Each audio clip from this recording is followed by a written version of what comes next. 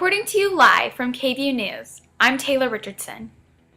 Here is the most recent footage we have found from an in-home pantry. The struggle we are having from day to day is that what are we really putting into our mouths?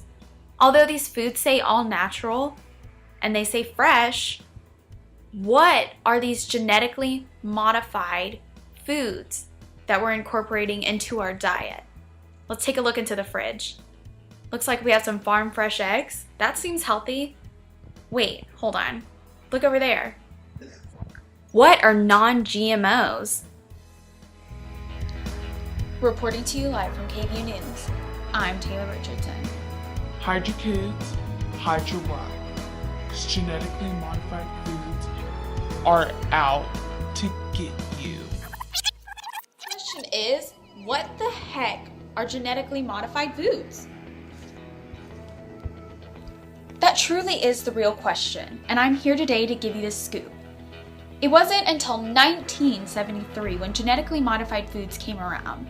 Well, what are genetically modified foods? They're man-made DNA, which means a scientist or an engineer is going in and chemically altering the DNA and the genes of a plant. Whether it's to resist a crop or resist a virus, they're going in and injecting a chemical into these plants. Chemicals? Well, is that safe to eat, you say? I'm here to let you know that genetically modified foods are not okay to consume. And here's a few reasons why. One of my first major issues with genetically modified foods was trying to trace the true source. Since genetically modified foods originated, there have been no regulations. Therefore, the consumers cannot have a choice between genetically modified foods and non-genetically modified foods. There isn't even a law requiring them to have labels. The Liberty Beacon, an online news source, then informed me that most domestic crops have already been altered by genetically modified organisms without their knowing, which leads to harmful, unintended mutant plants. These plants can release chemicals into their environment. Milkweed was cross-pollinated from a type of genetically altered corn, which was harmful towards the monarch butterfly population. Since milkweed was a staple in the monarch's diet, it has decreased the butterfly population by 40%. Just seeing what happens to animals, it makes sense that cross-contamination has led towards nutrition deficits in humans.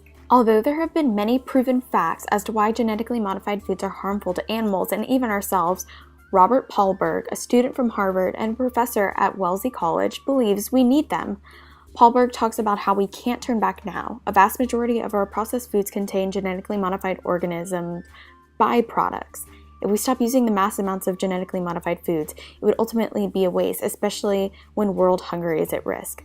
Paarlberg believes that genetically modified crops are easier to create and are much cheaper. Therefore, the U.S. can use them to benefit people and countries in need. The major source that persuaded me to believe genetically modified foods were not okay was the documentary Food Inc. by Robert Kenner. Kenner was able to show the viewer the logistics of the food system by creating interviews with not only the vice president of the American Corn Growers Association, but he reveals the opinions from the less fortunate crowd, like poor Purdue chicken farmers. A major segment in Food Inc. was covered over Monsanto, the leading genetically modified crop seed distribution corporation in the United States. Kenner reveals how Monsanto was not only trying to run all the natural farmers out of business, but they had the government support to back them up. Many ex-CEOs from Monsanto just happened to now be representatives for the FDA in Washington. What a coincidence. Overall, Kenner addresses the fact that our nation is trying to reduce these cheap genetically modified crops. Well, with this mass production of these cheap grains and corns, we should save money by feeding our cows cheap corn. Well, cows cannot digest corn properly, therefore causing their stomachs to be more acidic. Acidic intestinal tracts favor the growth of E. coli. Well, then the cows go to the slaughterhouse, they have E. coli, we consume the cows, and if not prepared correctly, we get E. coli. This system is just insane, and it needs to stop.